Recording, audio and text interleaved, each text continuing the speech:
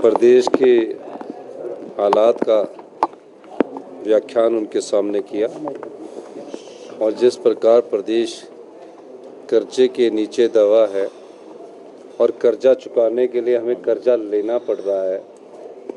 पिछली भारतीय जनता पार्टी ने प्रदेश पर इतना कर्जा चढ़ा दिया है। हमने उनके पास वो बात रखी। हमने कहा कि जो पानी है वो हिमाचल प्रदेश की संपदा है। उस पर अगर हम कोई सेस लगाते हैं, कोर्ट उसको स्टे कर देता है। हमारे पास जंगल है। अगर हम नॉर्दर्न इंडिया के लंग्स हैं, अगर हम जंगल काटने की परमिशन देते हैं तो हम अपनी आय को बढ़ा सकते हैं, लेकिन उस संदर्भ में भी हमें उपेक्षा होती है। हमने पूरी तरह जंगलों पर 68% हमारी फॉरेस्ट लैंड है, उस पर बैन लगा रखा है। उस मामले को भी आप ध्यान में रखिए। और जो आरडीजी रेवेन्यू डेफिसिट ग्रांट जो हमें मिल रही है वो इस वर्ष सिर्फ 3000 करोड़ के करीब रह गई है।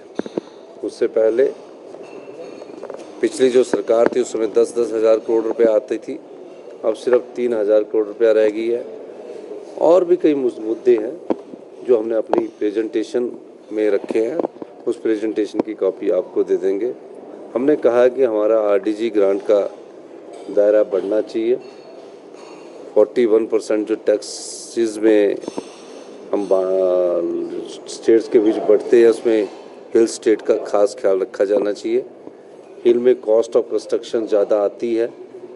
पैमाने प्लेन इलाके के नहीं चलेंगे, पहाड़ में कुछ और बात होती है। इस संदर्भ में हमने बात की है और मेरा मानना है कि हमने सभी बातों को गंभीरता से रखा और इस पर